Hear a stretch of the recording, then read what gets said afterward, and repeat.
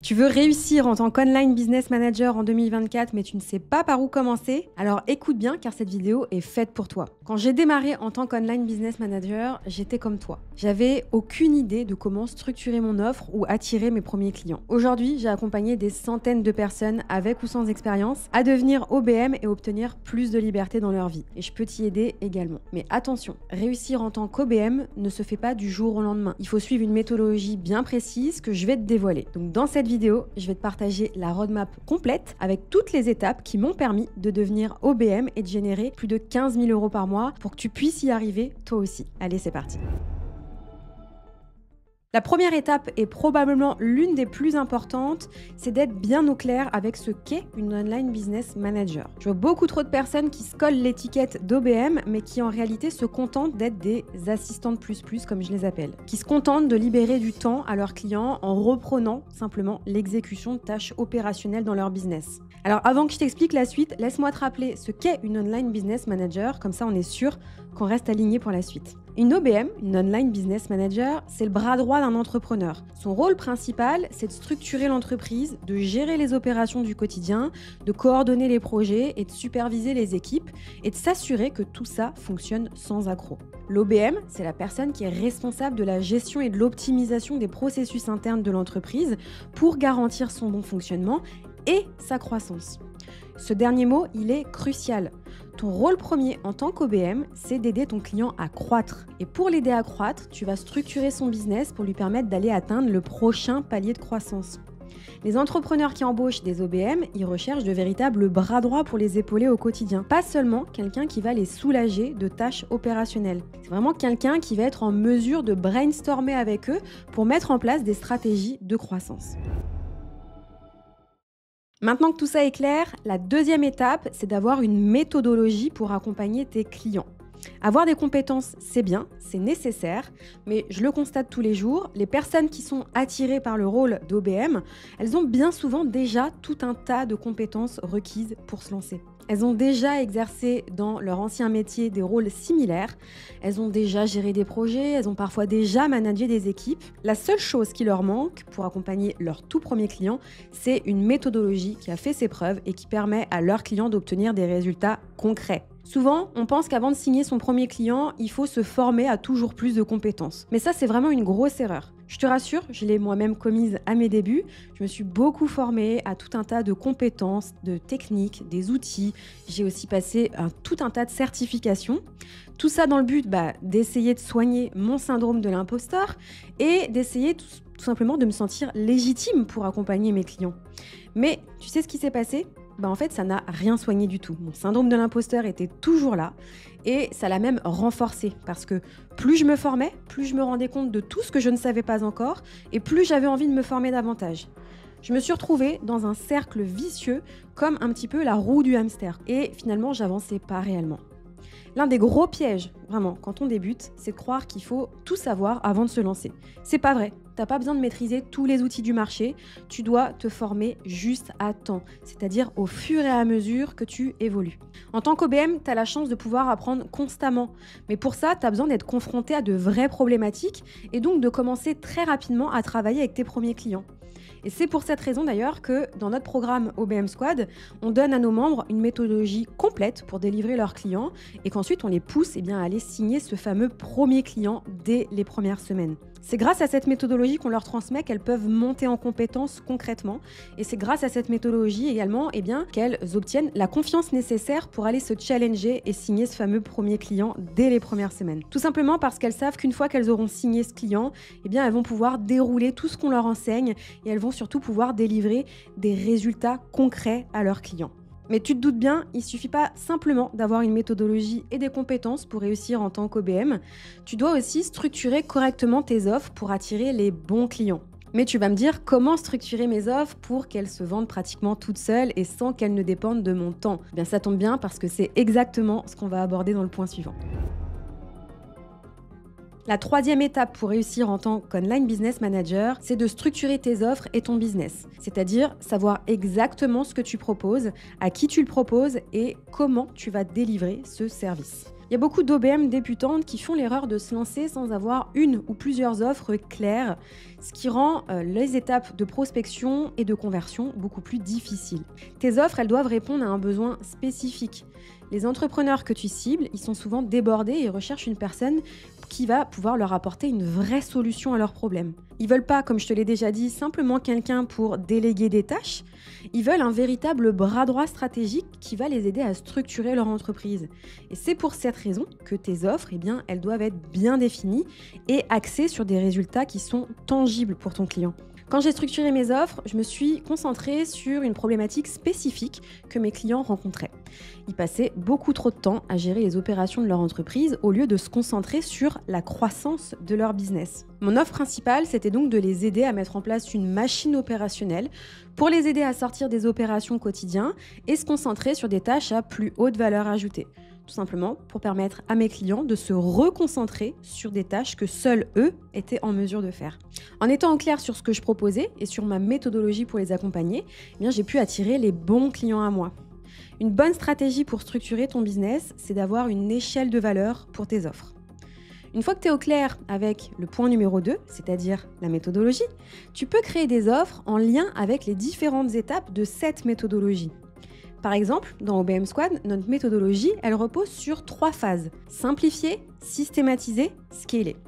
Chaque étape a un objectif et permet d'atteindre un résultat précis pour le client. Tes offres, elles doivent être packagées de sorte à atteindre ces fameux résultats spécifiques. Tu vas voir par exemple un exemple d'offre qu'on propose à nos membres de copier-coller. Donc avant de te lancer dans la prospection, prends le temps de clarifier tes offres. À qui tu t'adresses? Qu'est-ce que tu proposes concrètement à cette cible? Quels sont les résultats concrets que tu leur apportes?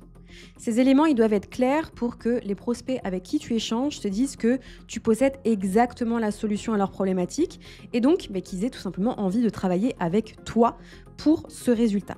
Ça va te permettre de te démarquer déjà sur le marché parce que malheureusement, ou plutôt heureusement, la majorité des OBM sur le marché aujourd'hui, elles se contentent de vendre leurs compétences et elles sont donc noyées dans la masse. Rappelle-toi d'une chose, c'est qu'un prospect qui compare les tarifs entre tes services et les services d'une autre OBM, c'est tout simplement parce qu'il n'a pas compris concrètement ce que tu allais pouvoir lui apporter. Les OBM de notre communauté, elles se positionnent comme des expertes. Elles ont des offres packagées pour apporter un résultat à leurs clients. Et c'est ce qui leur permet, de se démarquer du marché, mais également de développer rapidement leur activité et d'en vivre très confortablement. Bon, maintenant que tu as compris comment structurer tes offres, il est temps de passer à l'étape suivante qui est de trouver tes premiers clients. Parce que oui, sans clients, malheureusement, ton business ne va pas aller bien loin. Sans clients, en plus, tu n'es pas réellement encore online business manager. L'une des étapes les plus importantes pour réellement lancer ton activité, c'est de trouver ton tout premier client. Tu as une méthodologie et des offres claires. Maintenant, il est temps de te faire connaître et de signer tes premiers clients. Et écoute bien ce que je vais te dire, car la stratégie que je m'apprête à te dévoiler, c'est la stratégie que j'ai moi-même utilisée pour acquérir mes premiers clients et qui a aidé plus de 200 OBM à en faire de même. Mais avant ça, j'aimerais que tu retiennes une chose. En 2024, acquérir des clients, ça ne se résume pas à attendre que ton site web ou tes réseaux sociaux fassent le travail. Tu dois être proactif dans ta recherche de clients. Et la meilleure manière de le faire, c'est à travers la prospection. Il s'agit d'identifier les entrepreneurs qui ont besoin de tes services et de les contacter directement, que ce soit sur LinkedIn, sur Instagram ou via d'autres réseaux professionnels. Quand j'ai commencé, LinkedIn, ça a été l'une de mes principales sources de clients. J'ai pris du temps à identifier les entrepreneurs qui correspondaient réellement à ma cible, j'ai identifié leurs besoins et je leur ai envoyé des messages personnalisés. Au lieu de leur vendre directement mes services, je leur ai simplement proposé de discuter de leurs défis pour voir comment est-ce que j'étais en mesure, moi, de les aider. Et cette approche, elle m'a permis d'établir des relations de confiance et de signer mes tout premiers clients plutôt rapidement. Le contenu, c'est aussi un excellent moyen de te faire connaître et d'attirer des clients, mais il doit venir dans un temps numéro 2, il doit venir après. Il ne doit pas être ta priorité quand tu te lances. Parce que tant que tu n'auras pas travaillé avec tes premiers clients, tu n'auras pas grand-chose d'intéressant à dire et à partager sur tes réseaux sociaux. Tu pourras par exemple pas partager de témoignages clients, puisque tu n'en as pas encore eu. Tu ne pourras pas partager des études de cas pour démontrer ton expertise et expliquer tout simplement comment tu as accompagné tes clients à atteindre leurs objectifs. La seule chose que tu vas pouvoir partager, c'est des conseils bateaux, éducatifs, vus et revus, que de toute façon, les clients chefs d'entreprise ne consomment pas. Quand il s'agit de trouver et signer ton premier client, il n'y a pas de place à la chance. C'est une question de maths, de régularité et de persévérance. Un message envoyé par-ci par-là, ça suffira pas à trouver ton premier client. D'ailleurs, si tu souhaites te lancer en tant qu'online business manager pour travailler sur des projets plus passionnants les uns que les autres, pouvoir organiser tes journées comme tu le souhaites et enfin pouvoir avoir plus de liberté dans ta vie tous les jours, on peut t'y aider. Avec Sam, mon associé, on a créé l'accompagnement numéro 1 en France pour lancer et développer son activité d'online business manager. On a déjà aidé plus de 200 assistantes, managers et consultantes dans l'opérationnel à se lancer en leur délivrant notre méthodologie complète, un business model rentable à copier-coller et en leur donnant surtout le plan d'action exact pour signer leur premier client en moins de 6 semaines. Aujourd'hui, elles sont pleinement épanouies dans leur travail et elles peuvent enfin jouir de plus de liberté dans leur quotidien. Et ces OBM, elles ont rien de plus que toi. Je sais que tu as toutes les compétences pour pouvoir y arriver aussi et on peut t'aider à atteindre tes objectifs rapidement. Donc si ça t'intéresse, n'hésite pas à prendre un appel sans plus tarder avec nous. Grâce au lien qui se trouve en dessous de cette vidéo, on sera ravis de pouvoir répondre à toutes tes questions. Et je te rassure tout de suite, cet appel, il est sans engagement. Il a juste pour but de voir quels sont tes objectifs et d'identifier si on est les bonnes personnes pour t'aider à les accomplir. Mais retournons au sujet de notre vidéo. Une fois que tu as commencé à acquérir des clients, c'est essentiel de renforcer ta crédibilité et ton expertise. Donc voyons comment tu peux développer ton autorité en tant qu'online business manager. Donc tu l'as compris, la dernière étape, c'est de développer ton autorité dans ton domaine d'expertise. Plus tu seras perçue comme une experte, plus il sera facile pour toi de signer des contrats, d'attirer les bons clients et surtout de te différencier des autres OBM sur le marché. Et il y a plusieurs façons de renforcer ton autorité en tant qu'OBM. La première, et sans doute la plus accessible, c'est de partager régulièrement du contenu qui montre ton expertise et de mettre en avant, comme on l'a vu, les résultats que tu apportes à tes clients. Ce contenu, il peut prendre plusieurs formes. Il peut prendre la forme d'articles, de blogs, de vidéos ou même encore des posts sur les réseaux sociaux. Comme je te le disais tout à l'heure, ton contenu, il ne doit pas simplement être composé de conseils bateaux sur comment déléguer dans son activité, etc., ni même de conseils techniques sur comment automatiser son business ou gérer ses projets. Ton client, n'oublie pas, c'est un chef d'entreprise, il est très occupé, il se fiche complètement de ce genre de contenu. Ce que lui, il veut savoir, c'est quels résultats tu vas lui permettre d'atteindre. Il veut également voir, une fois qu'il a fait appel à tes services, comment est-ce que concrètement tu vas l'aider à atteindre cet objectif. Autrement dit, toutes les étapes par lesquelles vous allez pouvoir passer quand vous allez démarrer une collaboration. Chaque contenu que tu vas partager doit renforcer ton image de spécialiste et attirer des prospects qui recherchent ce type d'expertise. Une autre manière efficace de développer ton autorité, c'est d'utiliser la preuve sociale. Mais pour ça, comme tu l'as compris, et je te le disais un petit peu plus haut dans cette vidéo, il faut avant toute chose que tu commences par signer ton tout premier client. Une fois tes premières collaborations effectuées, tu vas pouvoir collecter des témoignages de clients satisfaits, montrer des études de cas en détaillant les résultats que tu as réussi à faire obtenir à tes clients. Et encore une fois, ces témoignages, ils ne doivent pas juste mettre en avant tes compétences, ils doivent permettre à ton prospect de se projeter sur le résultat qu'il pourrait lui-même obtenir en collaborant avec toi. Plus tu montres ce que tu as déjà aidé des clients à atteindre des résultats concrets, plus tu renforces ta position d'expert. Et enfin, un autre excellent moyen de renforcer ton autorité, c'est de participer à des événements ou à des conférences. Que ce soit en tant qu'intervenant ou simplement en tant que participante, ça va te permettre de connecter avec d'autres experts et de te faire connaître pour partager ton expertise. Et surtout, ne pense pas que tu dois attendre d'avoir des années d'expérience pour commencer à partager ton expertise. Même en tant que débutant, tu as des connaissances précieuses à offrir. L'important, c'est de rester constant et de continuer à montrer la valeur que tu apportes à tes clients. La clé, c'est d'être authentique et de parler de ce que tu sais réellement. Donc pour réussir en tant qu'OBM en 2024, il y a 5 étapes essentielles à suivre. D'abord, être bien au clair avec ce qu'est une OBM. Sa mission principale, je te le rappelle, c'est d'aider son client à croître.